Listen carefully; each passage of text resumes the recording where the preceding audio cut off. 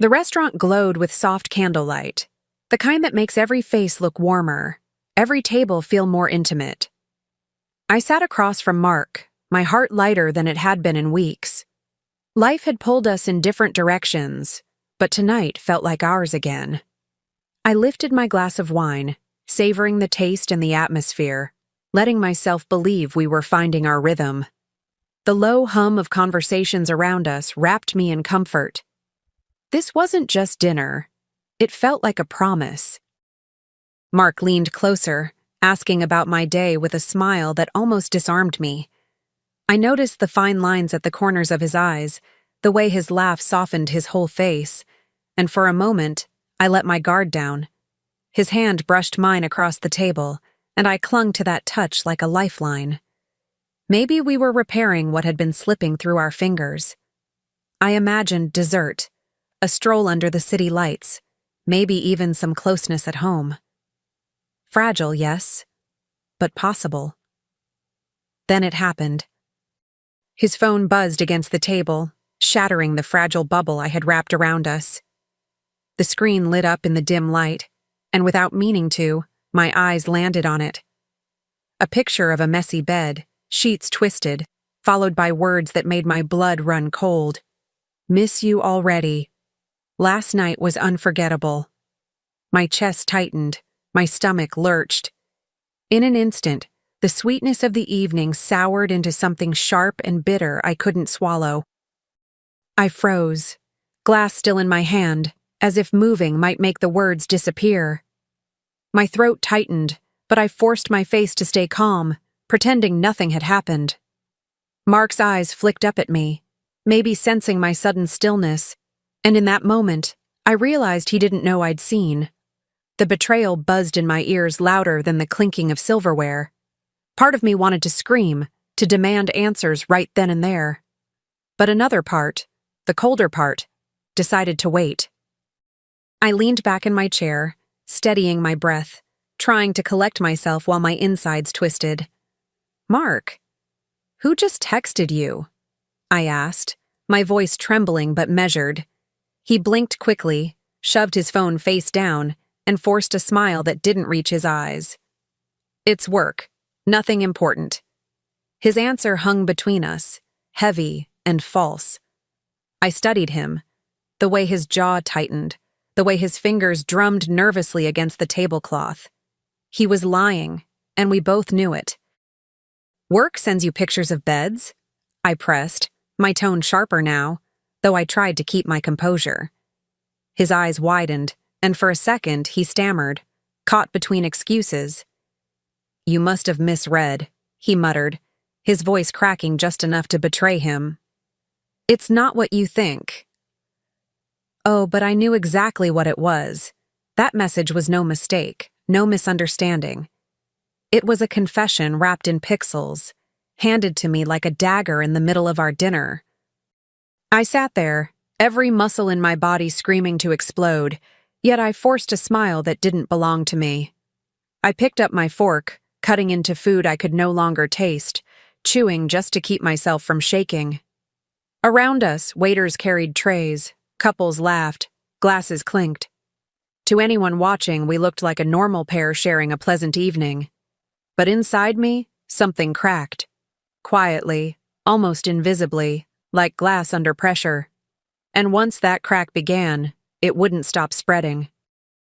Mark cleared his throat, trying to redirect the night with small talk. The wine's good, isn't it? He said, his voice too bright, too rehearsed. I nodded slowly, letting him think I was swallowing his story, though my thoughts churned. Every word he spoke felt like a performance, each smile another mask layered over betrayal. I wondered how long he'd been playing me, how many dinners, how many moments had been lies. The weight of it all pressed down, but so did a new, sharper resolve. I decided right then not to give him the satisfaction of a scene. No, he wouldn't get that from me. I'd let him think he'd gotten away with it, let him believe his secret was still intact.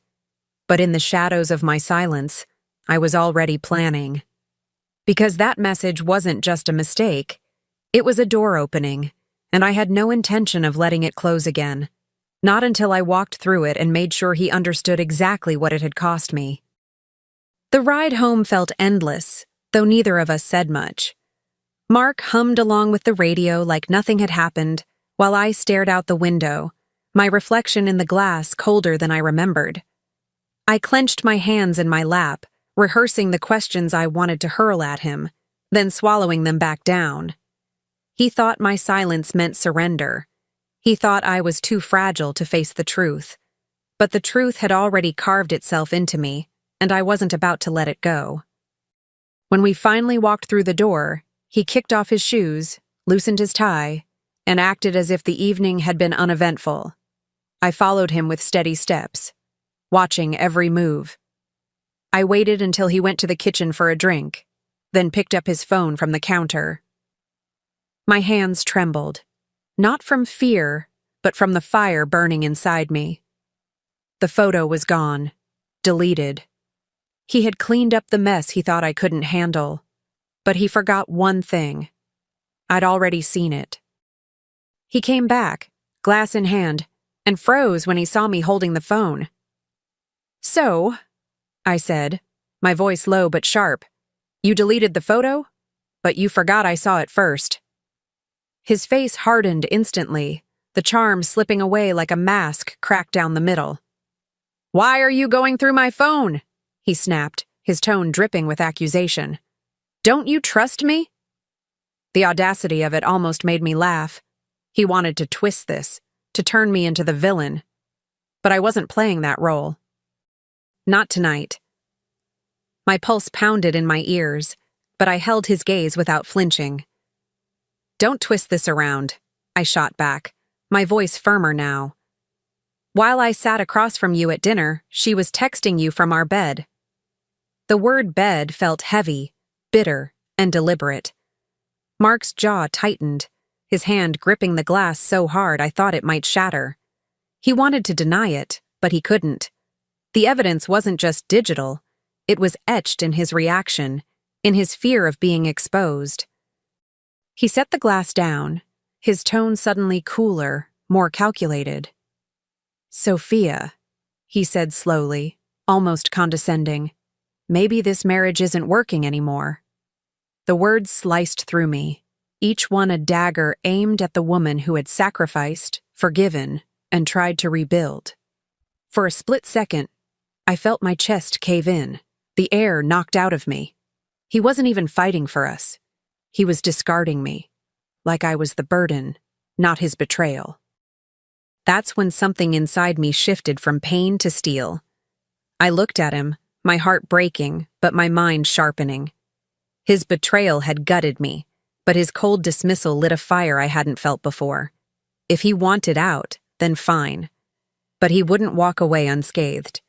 I wouldn't let him rewrite the story to make me the fool. That night, as he walked away from me, muttering excuses and half-truths, I made myself a quiet promise. If he thought he had the upper hand, he was about to learn otherwise. I lay in bed that night, staring at the ceiling, the silence pressing down on me like a weight. Mark slept beside me, or at least pretended to, his breathing heavy and even. I wanted to reach over, to shake him awake and demand the full truth, but I held back. He had already shown me who he was. My tears burned, sliding down into my hair. But even through the ache, one thought anchored me. He wasn't going to get away with this. I thought back to the years we'd built together, the sacrifices, the late nights I'd spent waiting for him, the way I'd defended him when others doubted. All of it suddenly felt like bricks in a house he had set on fire. But instead of running from the flames, I decided I'd learn to use them. The woman he thought was fragile, naive, too trusting, that woman was gone. In her place was someone far more dangerous. Me, with clarity sharper than I'd ever had before. As dawn crept through the blinds, I rolled onto my side, studying his profile in the pale light. He looked peaceful, unaware that everything had shifted. My chest still ached, but beneath the pain, a strange calm settled in. He might think the mask was still intact, that his secret was buried with that deleted photo. But I had already seen the cracks, and through those cracks, I was ready to dig until the whole thing collapsed. The days that followed were a masterclass in silence. I smiled when I needed to, cooked dinner, laughed at his half-hearted jokes. But inside, I was watching, waiting. If Mark thought his little secret would stay hidden, he underestimated me. I started with the basics, his phone records, the late-night calls that stretched far longer than any work emergency ever should. Each number, each timestamp painted a picture clearer than words could. He wasn't just lying, he was sloppy. Then came the bank statements. Dinners at places we'd never been together, hotel charges in cities he claimed he'd visited for meetings. I combed through every line like a detective piecing together a crime scene, and with each discovery, the sting dulled and turned into something sharper. Proof, evidence, ammunition. He had written his betrayal into receipts and credit card swipes, and I was collecting every last one. But the jackpot came when I remembered the family laptop. Mark had synced his messages to it months ago and forgot. Sitting there in the glow of the screen, my heart pounded as I opened the folder. And there it was. Messages dripping with intimacy, snapshots of hotel rooms, the same bed I'd seen in that first photo. Every detail was spelled out, like he'd wanted me to find it. I leaned back, breath shaking, but this time, it wasn't grief I felt. It was resolve. I printed everything, texts, receipts, call logs, slipping them neatly into a folder I kept hidden in the back of my closet. Each page felt like both a wound and a weapon, cutting me but arming me at the same time. I wasn't rushing into a fight. No, I wanted this to be airtight, undeniable. I wanted him cornered with no room to twist the truth. Revenge, I realized, wasn't about shouting. It was about precision. One evening, over coffee at Claire's kitchen table, I finally let someone in on the storm I was carrying. "He doesn't even hide it well," I whispered, sliding the receipts across to her. Claire's eyes widened, fury flashing in them like sparks. "Sophia, you have everything you need to end him. Don't let him walk away clean." Hearing her say it out loud felt like gasoline to the fire I'd been tending. She wasn't just my friend, she was my witness, my anchor. I gripped the edge of the table, my voice steady even as my pulse raced. "I won't," I told her, my jaw tight. He embarrassed me in public. He sat across from me at dinner while she texted him from our bed. Now I'll return the favor. Claire reached across and took my hand, her grip firm, her eyes fierce. In that moment, I wasn't just a wife betrayed. I was a woman preparing for war. Nights became my battlefield. While Mark snored in bed, I sat in the glow of the laptop, scrolling through every thread, every line of their secret world.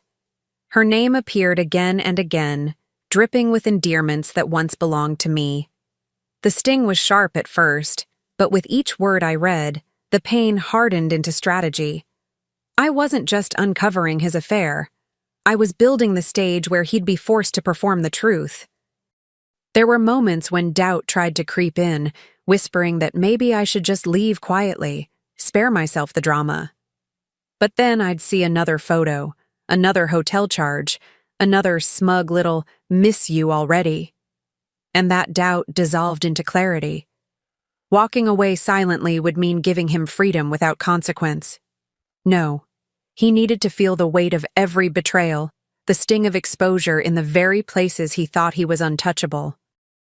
By the time my folder was thick with proof, I no longer trembled when I touched it. Instead, I felt calm, almost frighteningly so.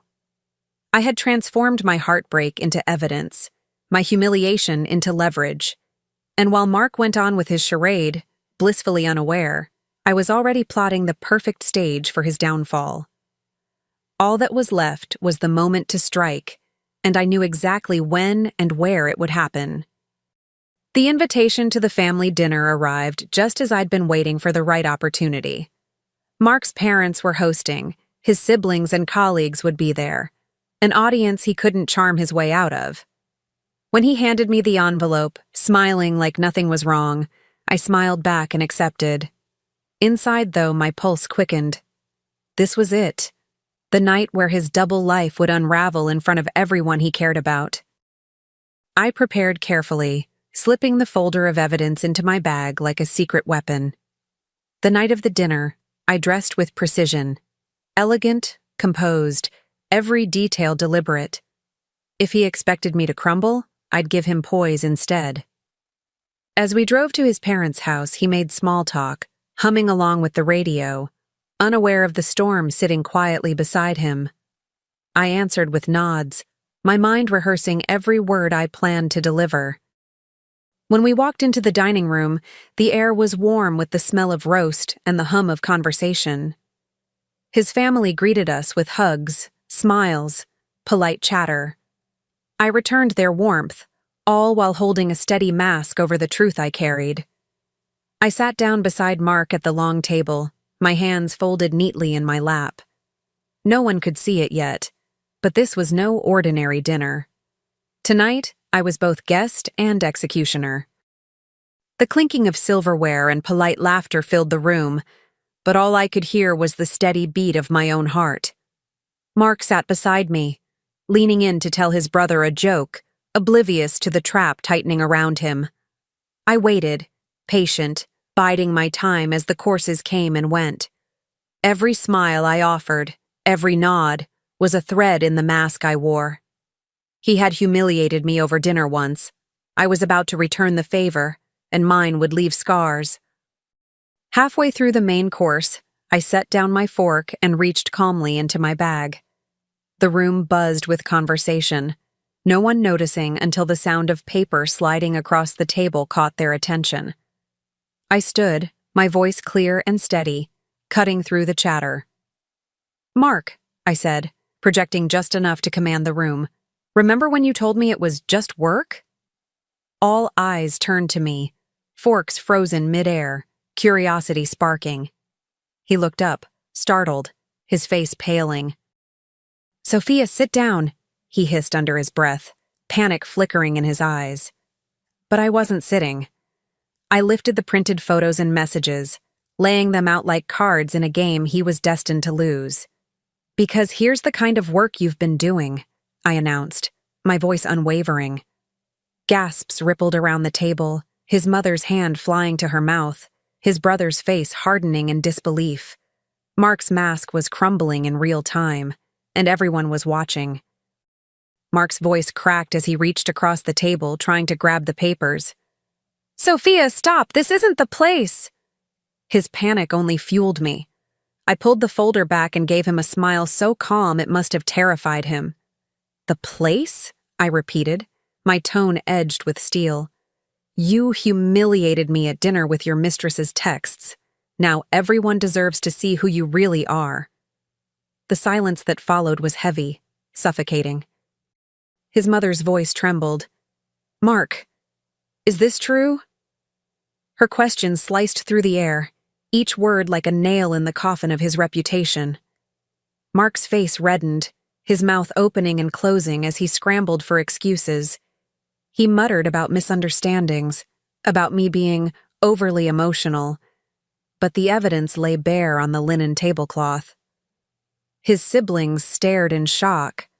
His colleagues whispered behind their hands. The fortress he had built, his image, his charm, was collapsing right in front of them. I didn't shout. I didn't need to. My power was in my composure, in the fact that I had turned his lies into undeniable truth. With every second that passed, the shame burned deeper into him, and I let it. Finally, I straightened my shoulders, folded the remaining papers, and slipped them back into my bag. I didn't storm out. I walked with quiet grace, leaving the table in stunned silence. The damage was done. And this was only the beginning. The morning after the dinner, I woke with a strange calmness in my chest. The storm had already torn through, and all that was left was clarity. Mark shuffled around the kitchen, avoiding my eyes, his movements jittery and small. He hadn't said a word since the night before, but he didn't need to. His silence was an admission, and I no longer cared to hear his excuses. I had bigger plans that involved ending this on my terms. By mid-morning, I was sitting in a polished office, a folder of evidence resting on the lawyer's desk. The air smelled faintly of leather and fresh coffee, grounding me as I leaned back in the chair. "With this much proof, Sophia," the lawyer said, adjusting his glasses as he flipped through the pages, "the court will favor you." I nodded, steady, resolute. This wasn't about revenge in the courtroom sense. It was about securing what I deserved after years of lies.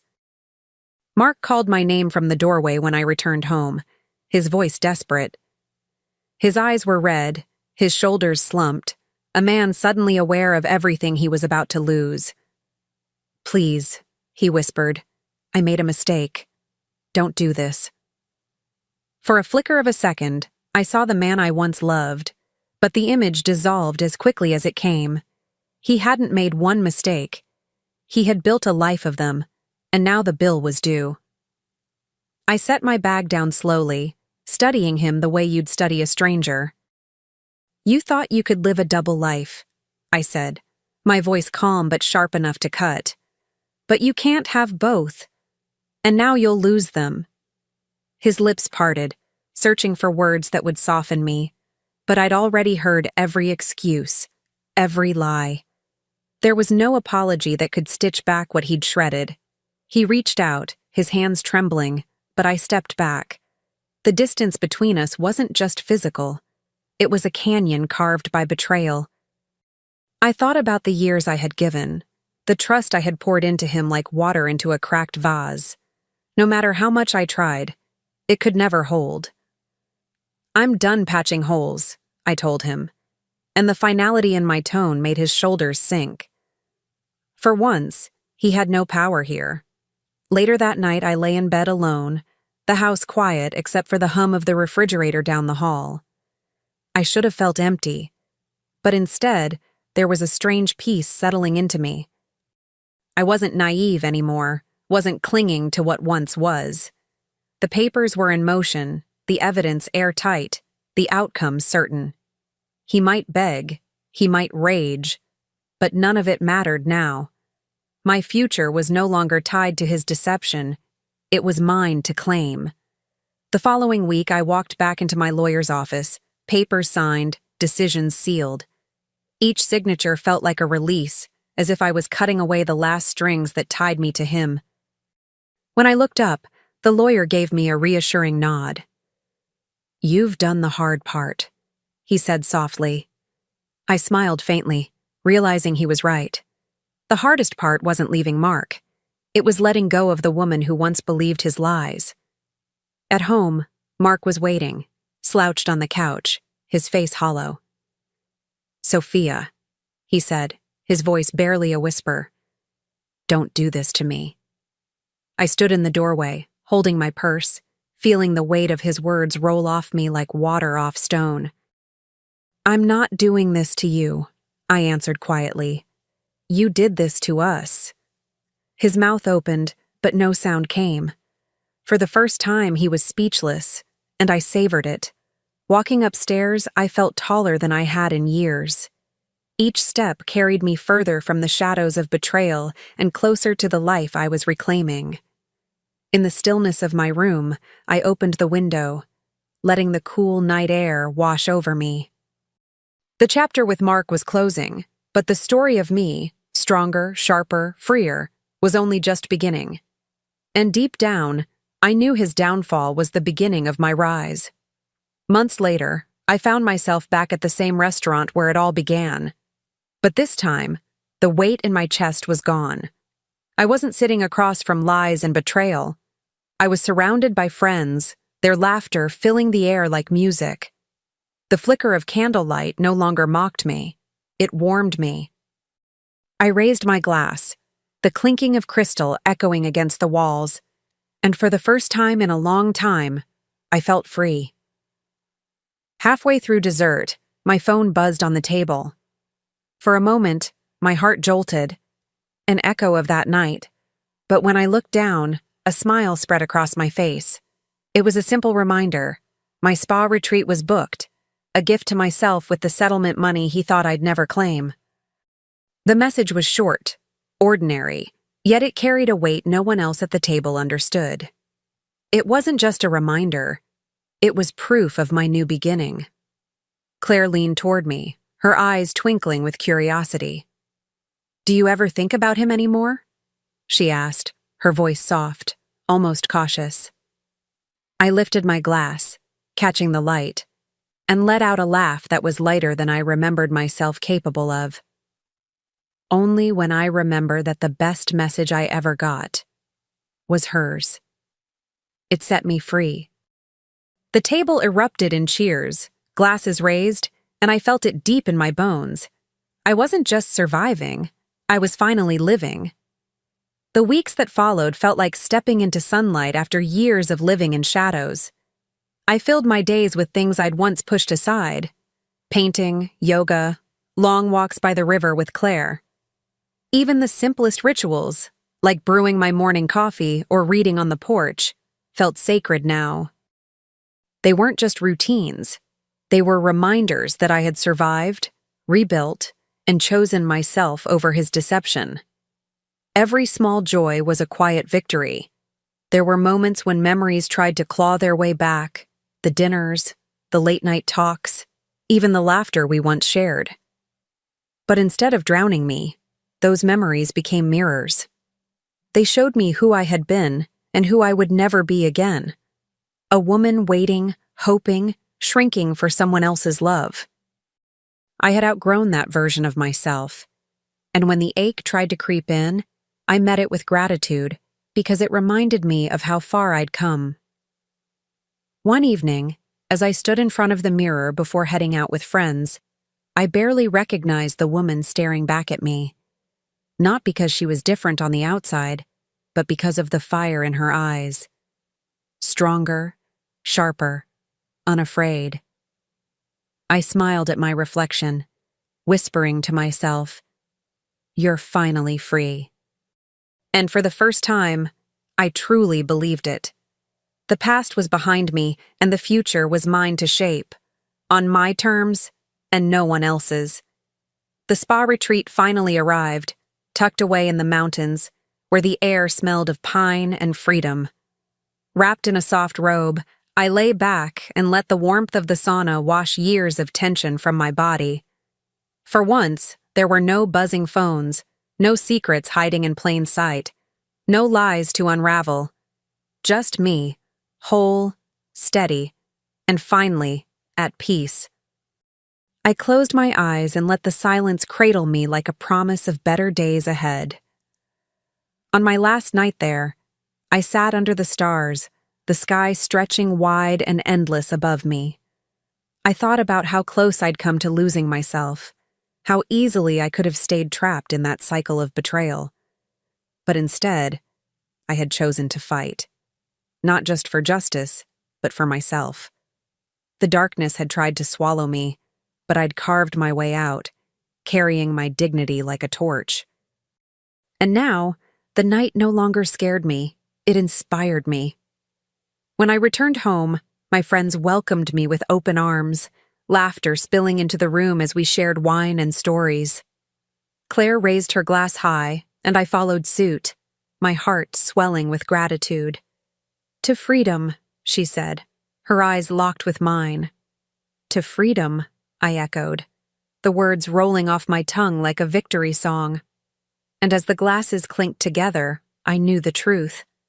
I hadn't just ended a marriage. I had begun a life I truly owned,